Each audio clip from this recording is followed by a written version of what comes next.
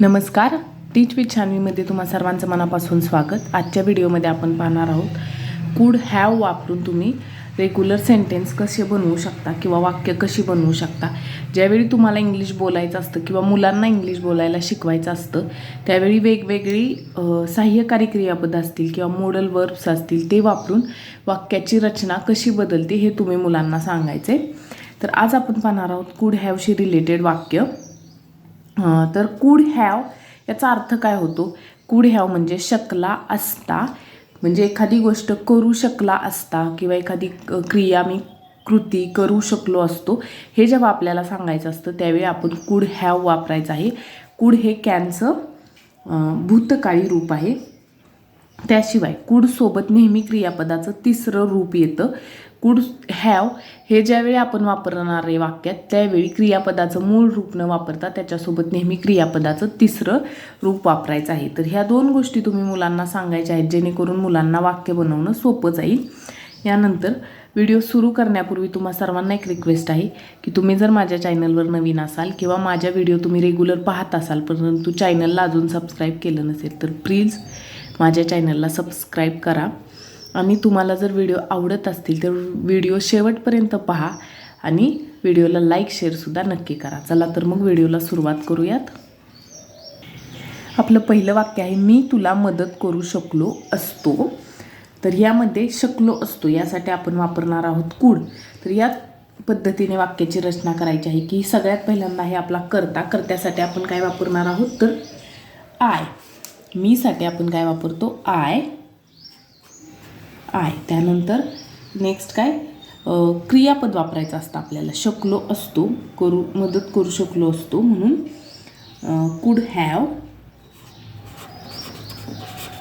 I could have. आता have नंतर काय करायचं आपल्याला मदत करणे हे क्रियापद घ्यायचं आहे. पण आपल्याला काय करायचं कुड हॅवसोबत नेहमी क्रियापदाचं तिसरं रूप घ्यायचं आहे म्हणून इथं काय येईल मदत करणे म्हणजे काय हेल्प. पण क्रियापदाचं हेल्पचं तिसरं रूप काय होतं तर हेल्प. क्रियापदाला ईडी हा प्रत्यय लागतो. आय कुड हॅव हेल्प तुला म्हणजे यू.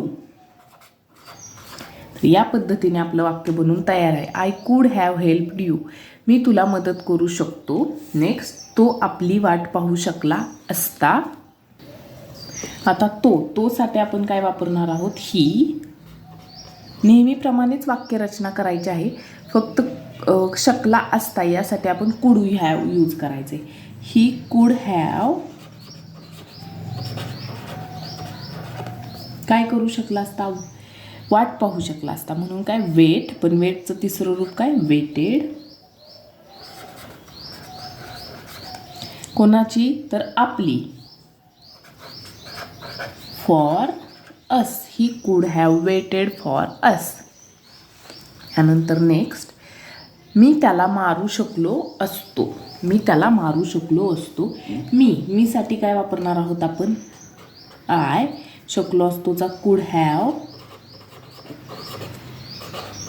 आय कुड हॅव काय मारणे यासाठी काय वापरतात बीट आणि तिसरं रूप काय असेल बिटन.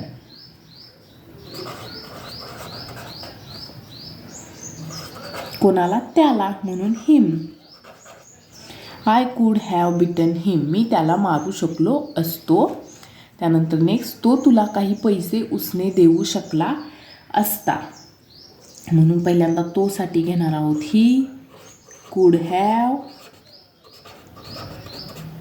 आता नेक्स्ट वाक्य काय आहे उसने देऊ शकला असता काय पैसे म्हणून उसने देणे याला काय म्हणतात तर लेंट. हॅव लेंट काय कोणाला तुला. ही कुड हॅव लेंट यू काय देऊ शकला असता सम मनी.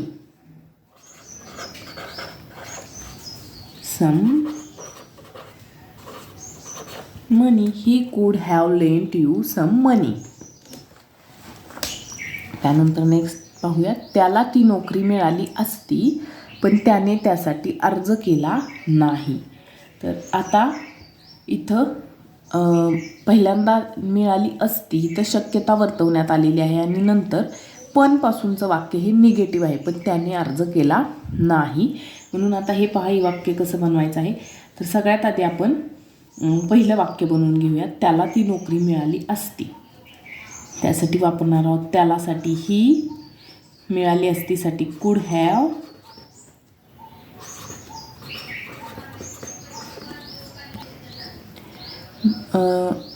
काय नोकरी मिळाली असती म्हणून ही could have got the job. आता हे आपलं एक वाक्य झालं इथपर्यंत. त्याला ती नोकरी मिळाली असती, ही could have got the job. पण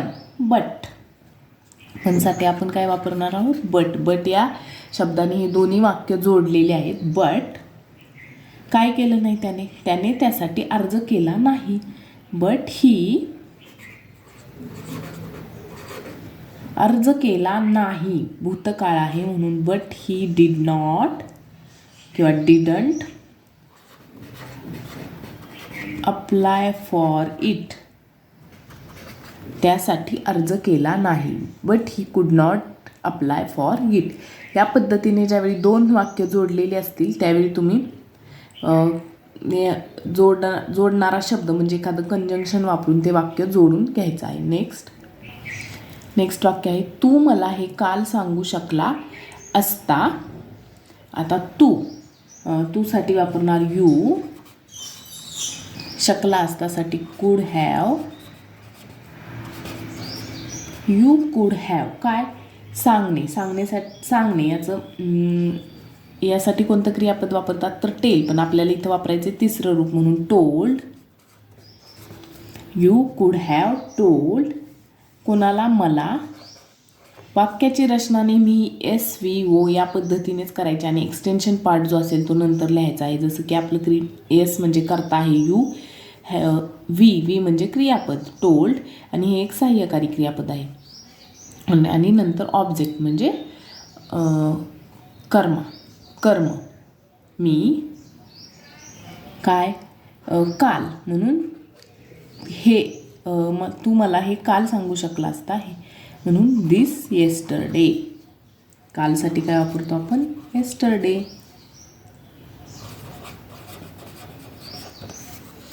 नेक्स्ट, मी काय करू शकलो असतो. आता इथं प्रश्नचिन्ह आहे, प्रश्नार्थी वाक्य आहे म्हणून आपण काय करायचे, ते पण कायने चालू होणारा प्रश्न आहे. कायने ज्यावेळी प्रश्न चालू होतो त्यावेळी आपण काय वापरणार आहोत, व्हॉट. ज्यावेळी प्रश्नार्थी वाक्य असतं त्यावेळी नेहमी वाक्याची सुरुवात ही प्रश्नार्थक जो शब्द असतो त्या शब्दानेच करायचे असते. त्यानंतर व्हॉट, कुड. प्रश्नार्थक शब्दानंतर नेहमी सहाय्यकारी क्रियापद येतं आणि मग करता.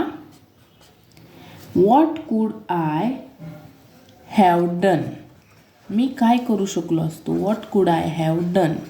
हे वाक्य बोलायची वेळ आपल्यावर बऱ्याचदा येते की मी काय करू शकलो, what could I have done. Next, तो आपली मदत करू शकला असता का. आता इथं सुद्धा प्रश्नार्थक वाक्य आहे, पण इथं जो प्रश्न विचारला आहे तो कायने विचारला आहे आणि इथं जो प्रश्न विचारला आहे तो काने विचारलेला आहे. काने ज्यावेळीच प्रश्न विचारला जातो त्यावेळी त्याचं उत्तर हे नेहमी एस किंवा नो या पद्धतीत असतं, पण कायने ज्यावेळी प्रश्न विचारला जातो त्यावेळी त्याचं उत्तर थोडं एक्सप्लेन करावं लागतं. मग आता तो आपली मदत करू शकला असता का, हो तो आपली मदत करू शकला असता, किंवा नाही तो आपली मदत करू शकला नसता, या पद्धतीचे प्रश्न असतात. त्यामुळे या प्रश्नांची सुरुवात करताना कधीही WH वर्डने करायची नाही, तर सहाय्यकारी क्रियापदाने हा प्रश्न बनवायचा असतो, हे लक्षात ठेवायचं आहे. म्हणून आपल्या आता या वाक्यामध्ये सहाय्यकारी क्रियापद आपण काय वापरणार आहोत, शकला असणे म्हणून कुडच वापरायचं आपण. कुड, त्यानंतर येतं क्रियापद could he have help us. Have help us, तो आपली मदत करू शकला असता का.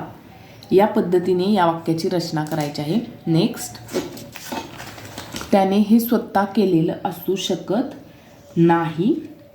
आता इथं सुद्धा प्रश्नार्थक वाक्य नाही आहे, पण हे वाक्य निगेटिव्ह आहे, आपल्याला नॉट वापरावं लागणार आहे वाक्यात. आता ह्याची रचनासुद्धा कशी करायची ते तुम्ही पहा.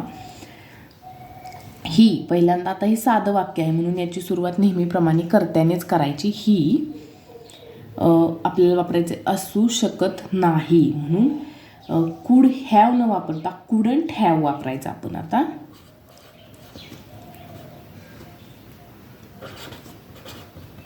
Couldn't have, he couldn't have. आता पुढचं वाक्य जसंच्या तसं करणे, यासाठी कोणतं क्रियापद वापरतो आपण? डू. डूचं तिसरं रूप done. He couldn't have done this himself, स्वतःसाठी केलेलं असू शकतं म्हणून दिस हिमसेल्फ.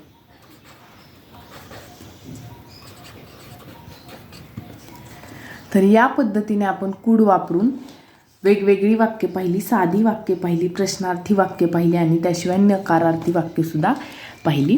तर अशा पद्धतीने तुम्ही कुडचा वापर करून मुलांना इंग्लिश वाक्य बनवायला शिकवू शकता किंवा तुम्ही स्वतःसुद्धा अशा प्रकारचे वाक्य बनवू शकता. यासाठी प्रॅक्टिसची गरज नक्कीच असते, पण प्रॅक्टिसने हळूहळू आपल्याला फरक जाणवायला लागतो.